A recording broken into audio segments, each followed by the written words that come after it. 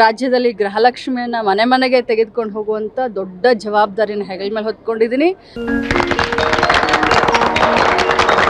ಒಂದು ತಿಂಗಳು ಲೇಟ್ ಆಯಿತು ಅಂತಂದರೆ ಒಂದು ದಿನಕ್ಕೆ 500 ಫೋನ್ ಕಾಲ್ಗಳನ್ನ ಹಿಡಿಯೋದ್ರಲ್ಲೇ, ಅವ್ರನ್ನ ಸಮಾಧಾನ ಮಾಡೋದ್ರಲ್ಲೇ, ಅವರಲ್ಲಿ ವಿಶ್ವಾಸ ಮೂಡಿಸೋದ್ರಲ್ಲೇ ನನ್ನ ಟೈಮ್ ಹೋಗುತ್ತೆ. ಈಗ ಯಾರು ಏನೇ ಹೇಳಿದ್ರು ಮಾಡಿದ ತಪ್ಪಿಗೆ ಶಿಕ್ಷೆ ಅನುಭವಿಸಲೇಬೇಕು. ಯಾಕಂತಂದ್ರೆ ಈ ತಿಂಗಳು ಬರಲಿಲ್ಲ ಅಂತಂದ್ರೆ ಮುಂದಿನ ತಿಂಗಳು ಬರೋದಿಲ್ಲ ಅಂತ ವಿರೋಧ ಪಕ್ಷದವ್ರು ಹೇಳ್ತಾರೆ.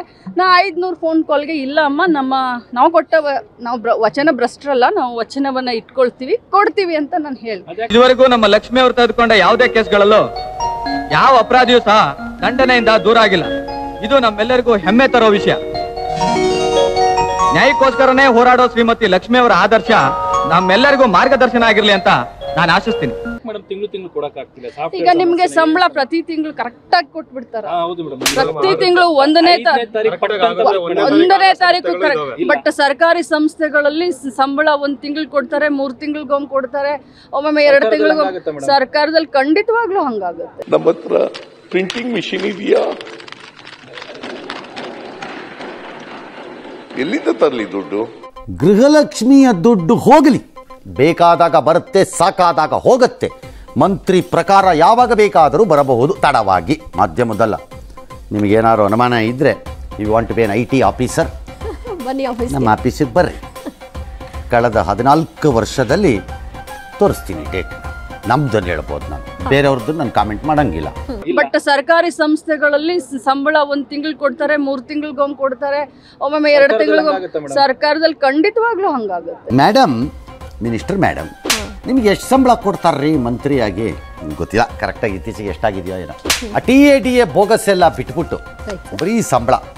ನೀವು ನಮ್ಮಲ್ಲಿ ಬಂದು ಸೇರ್ಕೊಂಡ್ರೆ ನಾನು ಕರೆಕ್ಟಾಗಿ 5ನೇ ತಾರೀಕು ಸಂಬಳ ಕೊಡ್ತೀನಪ್ಪ. ಮಿಸ್ ಇಲ್ಲ. ಸ್ಯಾಟರ್ಡೆ ಸಂಡೇ ಬಂದರೆ ಇನ್ನೂ ಸ್ವಲ್ಪ ಬೇಗನೆ ಬಿಟ್ಟು ನಮ್ಮ ಹತ್ರಕ್ಕೆ ಬಂದರೆ ನಿಮ್ಗೆ ಕರೆಕ್ಟ್ ಸಂಬಳ ಬೇಕು ಅಂತ ಆಸೆ ಇದ್ದರೆ ಬರ್ರಿ, ನಾನಂತೂ ಕೊಡ್ತೀನಪ್ಪ. ನಮ್ಮ ಆಫೀಸಲ್ಲಿ ಇಲ್ಲಿವರೆಗೂ ಕೊಟ್ಟಿದ್ದೀವಿ, ನಾಳೆ ಗೊತ್ತಿಲ್ಲ.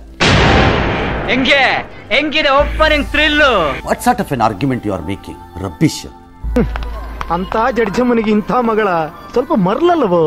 ಇವಳ ಕೊಳ್ಳೆಗಾಲಕ್ಕೂ ಕೇರಳಕ್ಕೂ ಸೇರಿಸಿಬಿಡಿ ಆಯ್ತಾ? ನಿಮ್ ಚೀಫ್ ಮಿನಿಸ್ಟರ್ ಹೇಳ್ತಾರೆ ಯಾವುದಕ್ಕೂ ದುಡ್ಡು ಕೊರತೆ ಇಲ್ಲ. ಮೊನ್ನೆನೂ ಹೇಳಿದಾರೆ ವಾಪಸ್, ಮೊನ್ನೆನೂ ಹೇಳಿದಾರೆ ಅವ್ರು ವಾಪಸ್ ಕೊರತೆ ಇಲ್ಲ. ಮಣ್ಣು ತಿನ್ನಕ್ಕೆ ಇಟ್ಕೊಂಡಿದ್ರ, ಮರಿ ಹಾಕಕ್ಕೆ ಇಟ್ಕೊಂಡಿದ್ರ ದುಡ್ಡನ್ನ 3 ತಿಂಗಳಿಗೆ ಮರಿ ಹಾಕ್ಸಿ ತಗೊಂಡೋಗಿ. ಯಾವನಾರು ಇಟ್ಕೋತಾರ ದುಡ್ಡಿದ್ರೆ? ಯಾವ್ಯಾವ ಇಲಾಖೆದು 3 ತಿಂಗಳಿಗೆ ಸಂಬಳ ರಿಲೀಸ್ ಆಗ್ತಾ ಇದೆ ಹೇಳಿ ನೋಡಿ. ಅದು ಒಂದು ನ್ಯೂಸೇ, ಅದು ಒಂದು ಮತ್ತೆ ನ್ಯೂಸ್. ನಮಗೆ ನೀವೇ ಪಟ್ಟಿ ಕೊಡ್ರಿ. It is this. ಒಂದು ಕಡೆ ದುಡ್ಡಿದೆ, ಯಾವುದಕ್ಕೂ ಕೊರತೆ ಇಲ್ಲ ಅಂತ ನಿಮ್ಮ ಚೀಫ್ ಮಿನಿಸ್ಟರ್ ಹೇಳ್ತಿರೋದಕ್ಕೆ ಇದನ್ನು ಕೇಳ್ತಾ ಇರೋದು. ಇದ್ರ ಯಾವನ್ ಕೇಳ್ತಿದ್ದ? ತಲೆಕೆಟ್ಟವನ್ ಕೇಳ್ತಾನ? ಅದಕ್ಕೆ ನಿಮ್ಮ ಮಾಧ್ಯಮ ಸಂಸ್ಥೆಗಳಲ್ಲಿ ಕೊಡ್ತಾರೆ. ಮಾಧ್ಯಮ ಸಂಸ್ಥೆ ಖಾಸಗಿ, ಸರ್ಕಾರದ್ದು ನಮ್ಮ ದುಡ್ಡು, ನಿಮ್ಮನೆ ದುಡ್ಡಲ್ಲ. ಇದನ್ನೆಲ್ಲ ಮಾಡ್ಕೊಂಡು ಈ ಪರಿಸ್ಥಿತಿ ತಂದ್ಕೊಳ್ಳಿ ಅಂತ ಹೇಳಿರಲಿಲ್ಲ ಯಾರುವೇ ನಿಮಗೆ.